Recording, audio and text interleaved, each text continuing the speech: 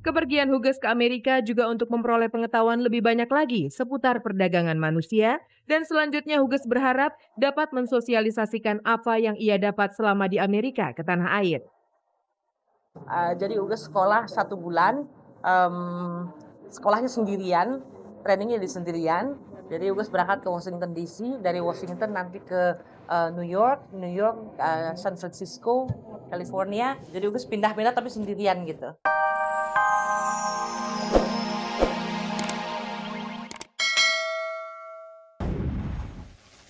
Halo, apa kabar? Di sore hari ini saya Usi hadir kembali bersama kabar-kabari sensasi yang akan menyajikan kabar-kabar yang layak kami kabar-kabarkan karena kami kabar-kabari. Pemirsa, tak ada kabar yang tak kami kabar-kabari.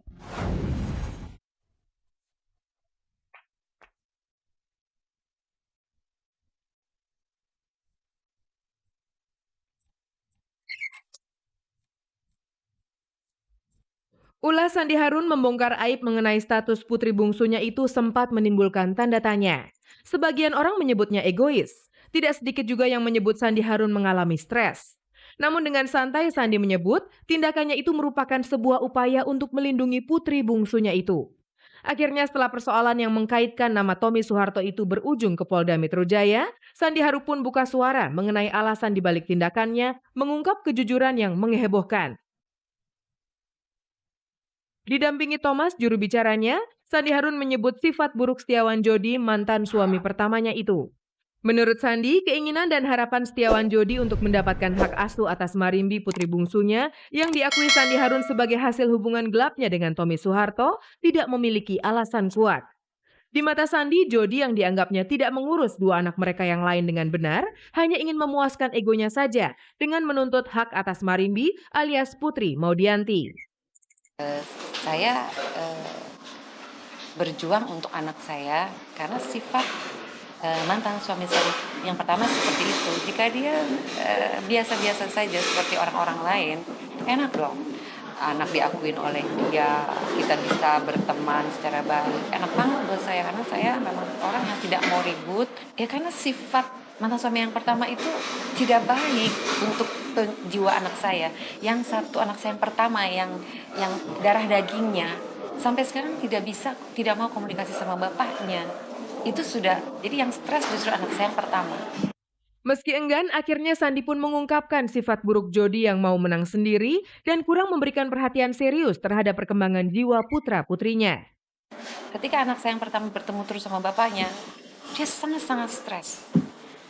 Gimana kalau saya menyerahkan anak orang lain? Saya berdua yang akan stres.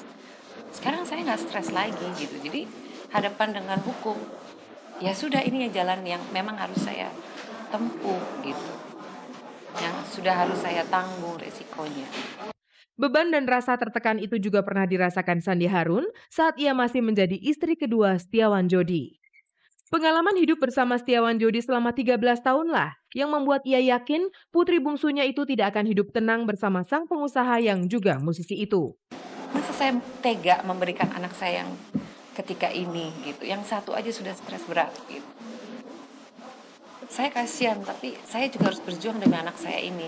Satu anak saya sudah korbankan yang nomor pertama. Jangan kita korbankan lagi yang bukan anaknya dia. Itu perjuangan saya. Kalau masyarakat melihat jelek, karena masyarakat tidak tidur dengan saya, tidak di dalam rumah saya lebih tenang masyarakat berbicara jeleknya saya. Tapi perjuangan saya ketika dia tidak turut campur dalam urusan ini gitu. Saya lebih tenang. Untuk menyelesaikan persoalan ini, Jumat lalu pengacara Sandi Harun Hendro Saryanto SH mendatangi Polda Metro Jaya untuk melaporkan balik Setiawan Jodi dengan tuduhan telah memalsukan akte kelahiran. Hari ini kita melaporkan satu pelanggaran pasal 263 atau pasal 266 KUH pidana. Jadi pasal 263 KUH pidana itu adalah pemalsuan surat. Jadi kalau misalnya akte itu tidak terregister di catatan sipil, masuklah pasal 263. Ancamannya adalah 6 tahun. Kalau misalnya akte itu terregister di catatan sipil, itu masuk pasal 266. Ancamannya bisa 7 tahun. Diakui Sandi Harun, keputusan untuk menuntut balik Setiawan Jodi semata-mata bukan karena keinginannya, melainkan keinginan Ibunda Sandi yang kecewa dengan pernyataan pengacara Jodi. Ibu saya kecewa karena dia menganggap saya ibu yang tidak baik. Jadi menyerang ke pribadi. Saya nggak ada masalah, tapi ibu saya yang melahirkan saya yang tahu siapa saya. Dia tidak hidup dengan saya, dia tidak menjadi suami saya. Sudah tidak pada koridor yang sebenarnya. Itu sebenarnya permasalahan. Jadi kalau misalnya seorang lawyer itu, kalau mau berbicara hukum, berbicaralah hukum. Menyerang adalah menyerang batas-batas secara hukum, bukan pribadi saya yang saya tidak tahu permasalahannya. Di luar persoalan hukum yang tengah dihadapinya itu, Sandi mengaku hidupnya kini lebih tenang dan damai. Ia pun mendapat banyak perhatian dan rejeki, salah satunya adalah tawaran untuk membintangi film layar lebar yang tiba-tiba menghampirinya.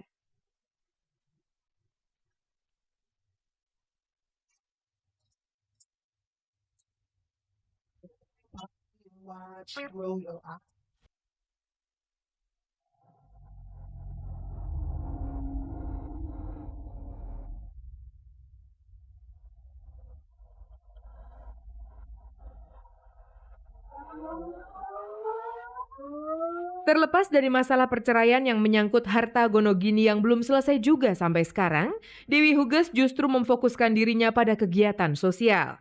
Selain sebagai presenter, Huges memang sangat concern dalam bidang pendidikan anak dan juga masalah seputar perempuan. Bahkan sejak tahun 2003 lalu, Huges ditunjuk Menteri Negara Pemberdayaan Perempuan menjadi juru bicara nasional kampanye penghapusan perdagangan manusia. Selaku juru bicara, Huges pun memberikan penjelasan seputar perdagangan manusia atau trafficking saat kami temui Jumat lalu pada acara peresmian Pusat Pelayanan Medis bagi korban perdagangan manusia di Rumah Sakit Polri RS Sukanto. Huges pengen kalau masyarakat tahu, oh ini nih, ini trafficking nih, ini perdagangan manusia ini nggak boleh terjadi. Misalnya, kita punya, pekerja rumah tangga ya, PRT, kemudian kita ambil dari desanya, terus dia kerja di tempat kita, tapi gajinya nggak kita kasih dia, kita kirim ke orang tuanya terus, atau orang tuanya datang terus, anaknya kerja terus tiap bulan, orang tuanya terus di desa, ambilin uangnya, itu juga kita sudah mendekati, atau bisa dibilang melakukan trafficking gitu. Termasuk juga pekerja prostitusi, pengantin pesanan, yang ada gadis-gadis dari, boleh disebut ya? Nah, dari Singkawang biasanya. Tidak semuanya, tapi ada semacam tradisi mereka dinikahkan dengan pria-pria dari Taiwan, kemudian dijadikan istri. Nanti suaminya ini yang memperjualbelikan dia gitu. Jadi itu trafficking, perbudakan dilakukan oleh suaminya. Korban-korban seperti ini, kalau mereka sampai mendapatkan kekerasan dan membutuhkan bantuan rumah sakit, mereka bisa datang ke rumah sakit Polri di Kramat Jati ini gratis. Karena kepedulian Huges inilah, Juli nanti ia akan menjadi salah satu dari 11 orang yang dianugerahi penghargaan Heroes Acting to End Modern Day Slavery oleh pemerintah Amerika. Mereka memberikan penghargaan sebagai hero kepada Huges, dan penghargaan itu nanti akan diberikan kepada Huges ketika Huges berangkat ke Amerika bulan Juli besok di Washington DC. Jadi ada Ricky Martin, ya ada, saya cuma ingat Ricky Martin. Tapi on the other side juga Huges merasa bahwa Huges belum saatnya untuk menerima penghargaan setinggi itu, karena Huges tahu di lapangan banyak orang yang melakukan hal yang jauh lebih heroik gitu, lebih yang dibilang pahlawan ya benar-benar mereka gitu. Selain untuk menerima penghargaan, kepergian Huges ke Amerika juga untuk memperoleh pengetahuan lebih banyak lagi seputar perdagangan manusia, dan selanjutnya Huges berharap dapat mensosialisasikan apa yang ia dapat selama di Amerika ke tanah air. Jadi Huges sekolah 1 bulan, sekolahnya sendirian, trainingnya di sendirian. Jadi Huges berangkat ke Washington DC, dari Washington nanti ke New York, San Francisco, California. Jadi Huges pindah-pindah tapi sendirian gitu.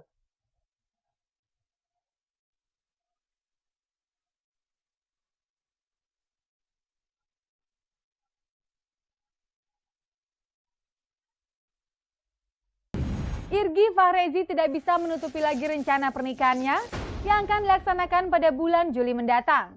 Irgi yang pernah berperan sebagai Lupus akan menyunting kekasihnya Femi yang telah